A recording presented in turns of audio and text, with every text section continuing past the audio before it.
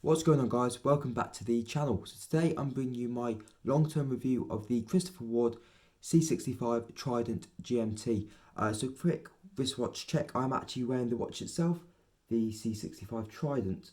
Now I've owned this watch since roughly last November, so I've had a long time to get to grips with the watch, get to know its quirks, get to know its really good points, some points that I don't like as much. So I'm really excited to bring my review to you today. Now this watch, I believe, actually still is in stock on the Christopher Ward website, despite it being limited to 300 pieces. And even if it isn't, you'll be able to pick them up on the second-hand market. So without any further ado, let's get into the video and I'll give you my thoughts on the C65 Christopher Ward Trident. And just before we get into the video, guys, I just want to ask, if you're new to the channel, if you wouldn't mind pressing that thumbs up button and subscribing to support the channel, that'd be great. We've had really good interaction on the last few videos, so to carry on, that'd be awesome, and to get the content out to more people. And let's get into the video. Okay then, guys, so just before I go into my thoughts and opinions on this particular piece, I thought I'd give you a bit of a backstory on the special edition nature of this piece and also go through the specs for you. So this watch belongs to the Christopher Ward C65 family of watches, which is a family of retro styled divers. This one in particular is a GMT, so it's a bit more on the expensive range of that particular collection that Christopher Ward have put out. This is limited to 300 pieces. I have number 33 out of 300, so I was quite early in terms of picking up this piece. However, they still do have a couple left on their website, which I think are being released in about June time, so whether that's a second batch or the remaining allocation of the original 300, I'm not too sure. So in terms of specs, we've got a 41mm case, we've got a thickness of just over 12mm, we've got a lug-to-lug of 47.1mm, and we've got a bracelet which is 22 and it goes down to about 18. It was just over 18 at the clasp. So you can see it's a retro style diver, however it has got more of a modern set of specifications. And as you can see, it's quite a tame look in terms of the use of colour, unlike the rest of the models in that range of the C65 Tridents, which tend to be quite bold in colour. There's a Pepsi, there's been some khaki colours, there's been some quite striking colours, whereas this one's quite reserved, which I like, but the only proper colour being that orange GMT hand. Now, in terms of the movement in this watch, you've got a Sleater SW330, and that is a 4 Hz movement that beats at 28,800 vibrations per hour, which gives it 8 ticks per second, which is why it's got this incredibly smooth sweep. Now, that movement has a power reserve of 42 hours, and time tolerances, it allows for plus 20 to minus 20 seconds a day. However, in practice and in use, I found this watch to be much more reliable, and it averages about plus 7 seconds a day, which is obviously well within spec, and it's very good for accurate timekeeping.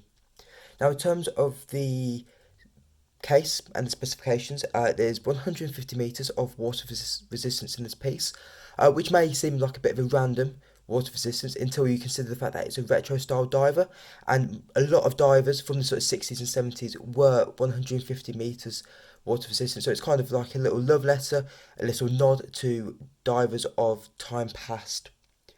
Now, in terms of the case, it's obviously 316L stainless steel. However, it is marine grade steel. So from what I've seen, that is a harder wearing and longer lasting steel. So you shouldn't pick up scratches and scuffs as easily on this piece as you would with a standard 316L steel. Now, in terms of the crown, in operation, it is a push-pull crown. So you pull it out to set the date. And as you saw there, clockwise moves the GMT hand in half-an-hour increments. Now, the bezel is a 24-hour bezel, and it is unidirectional, meaning that it only turns clockwise. It does not go anti-clockwise, as you can see, which is quite quirky because most GMT bezels do go both directions. They're normally bi-directional, just for ease of use. And in terms of the actual inserts, again, it's a very retro styled choice. They've gone for an aluminium insert, and it has been anodized, I believe it's pronounced, which essentially makes it a thicker layer of aluminium. So again, that should be slightly harder lasting than your average aluminium. Now, in terms of the crystal, as you've probably noticed, it is a glass box and it is a sapphire crystal. So it's going to be really good at staying scratch free. Although this does stand tall of the actual bezel, so it doesn't receive any protection.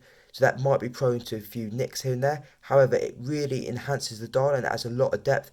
And just generally speaking, I think box sapphires are fantastic, and this is definitely a very good one. Okay then guys, we're going to go into the design of this particular piece. Now we're going to start with the hands because this is one of my favourite aspects of the Christopher Ward C65. Now as you can see, we've got baton style hands for the minute and the hour markers.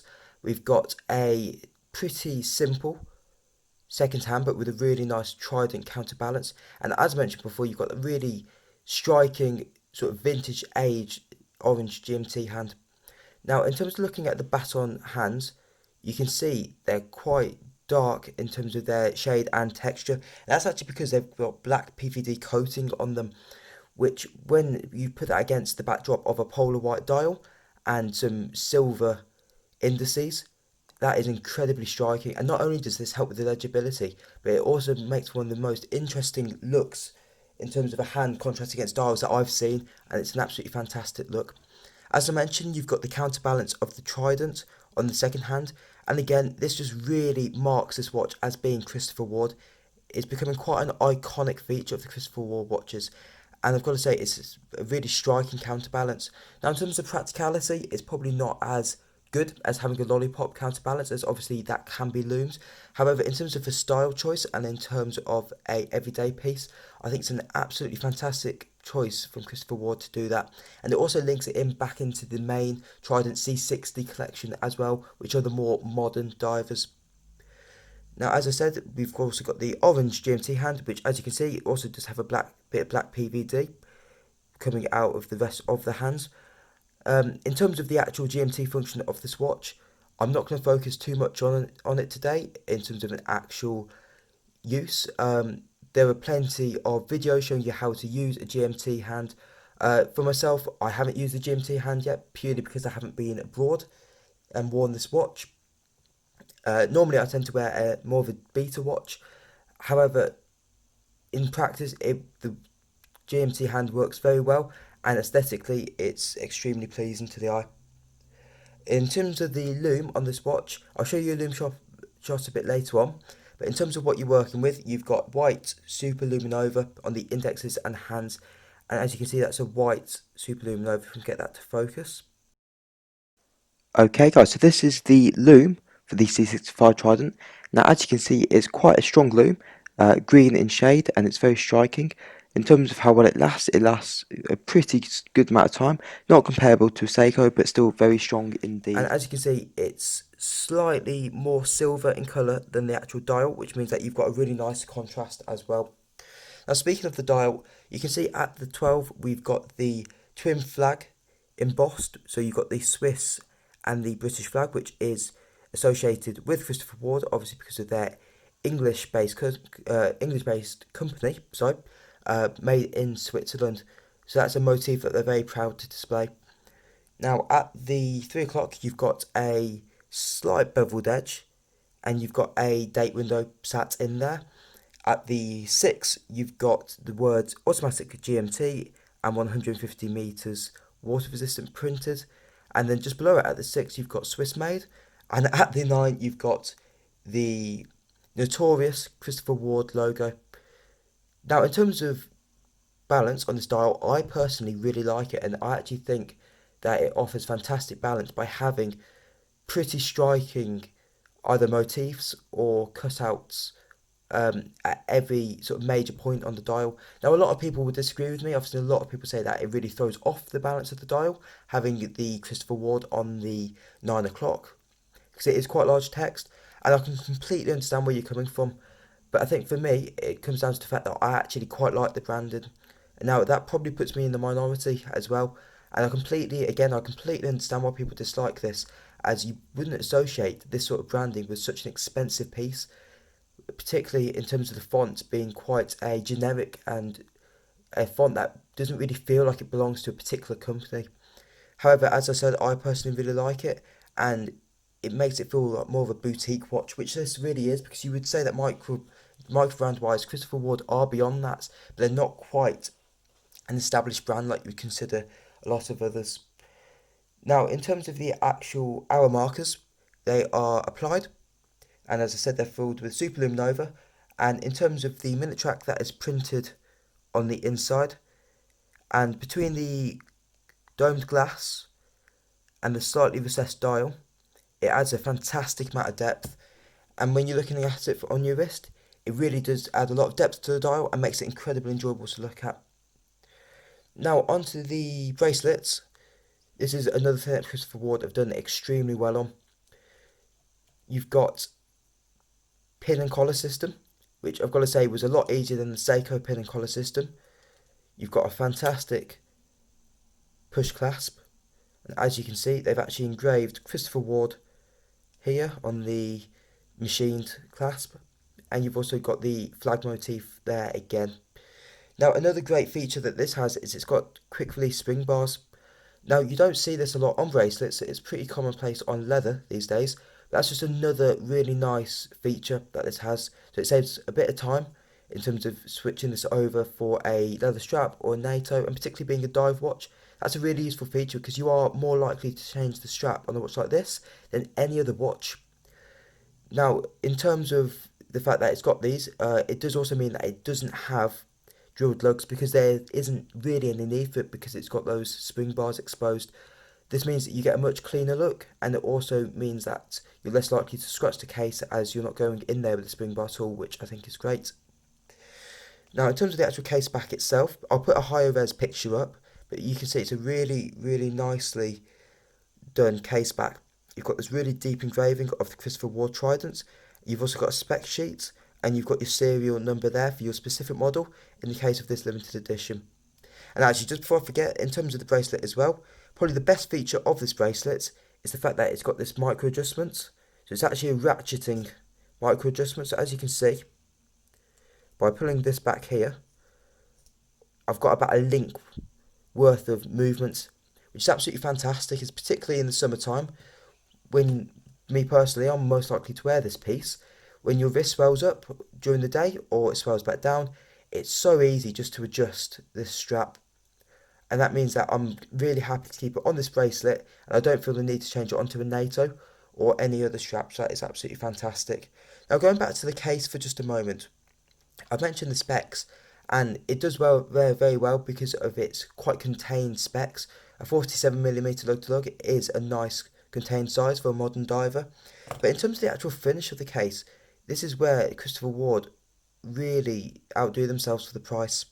You've got a mixture of high polished edges and brushed edges, but what I really want to focus on are these almost chamfered edges on the side of the case. Now, the effect of these incredibly high polished cases is the fact that it makes the case look even thinner than it is. At 12mm, it's already very thin, but by having these chamfered edges, it really pulls the watch in and visually makes it wear a lot smaller on the wrist, which not only makes this more accessible to people with smaller wrists like myself, it also makes it visually far more appealing. And it's a sort of watch where you could easily go from wearing it by the pool or wearing it in the ocean to wearing it at dinner afterwards, because it's such an elegant piece. Now, it's got a good weight to it as well. The head of the watch is 90 grams, I believe, and then the bracelet will add about another 80 on. So it does have weight to it, however, it's nothing too excessive, but it's a really nice healthy weight on the wrist. Now, in terms of the case, the only niggle I would mention is the fact that the crown is not screw down. So they've done a fantastic job on the finishing with it. However, it's not screw down, it is just a push-pull crown. Now, I'll get into that a bit later, but just say on some of their newer pieces, like the World Timer, they actually have introduced a screw down crown, which is absolutely fantastic. But again, I'll touch on that in a little bit. Okay guys, so I'm just going to very quickly show you the price range for this particular piece. So as you can see, this watch starts from £995 and goes to just under £1,100. Now the price difference comes from the choice of strap. Now the metal one, like I have, is £1,100, but the hybrid and the leather are just under £1,000. So as you can see, Christopher Ward only valued the bracelet at about £100, which I've got to say, it's one of the most impressive aspects of this piece. So personally, I would recommend going for the bracelet purely because you can actually order any of these straps separately as its own individual item, which is great because particularly this hybrid strap here I think looks great, and it'd be really cool to be able to get both of these options. In terms of the actual price, you can normally find a voucher as well for £100 off, so it is normally a little bit cheaper than what you see here. Now, I've been overwhelmingly positive in this review, and that's because this is a fantastic watch. Now, Christopher Ward, in terms of a value proposition, are doing an amazing job at the moment, and this watch is an absolute perfect watch under £1,000. There's only a couple of tiny little things that I would tweak if I was Christopher Ward.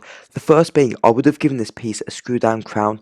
Now, in terms of its water resistance, it still has 150 meters of water resistance with a push pull crown. So from a functionality point of view, it doesn't need it. However, from a peace of mind point of view, I would have loved this piece to have a screw down crown because I would be happy to wear this in the ocean or in the pool if it did. Whereas at the moment, personally, I probably wouldn't, and I know I still could, but just sort of the fear of something potentially going wrong, I would have to wear something with a screw down crown. That the bezel really should be bi-directional to make it easier to use as a GMT bezel. I appreciate they've just used the same one as their normal dive, but it would have been great to have had a bespoke bezel for the actual GMT function. And the only other thing that I would say would be that the logo is divisive for some people. For me, it's not an issue, but I know for a lot of people it is a problem. But then everything else that I come to is an absolute win from Christopher Ward. I think the watch has a lovely element of homage to the Rolex Explorer. Clearly, it takes a lot of influence from it. However, it does this design in its own unique and beautiful way. And instead of copying the watch, it just pays respect to it, but then goes in its own direction, showing that Christopher Ward can pay respect to the big boys in the watch game, but do it in their own way and really lay their own path to success. And I believe that Christopher Ward will be a household name based off the fact that they put so much craftsmanship and care into their pieces. Okay guys, so that is the review of my C65 Christopher Ward Trident. If you're new to the channel, please remember to subscribe. Please remember to comment and thumbs up. Let me know what you thought about the video. And without any further ado, I will catch you in the next one.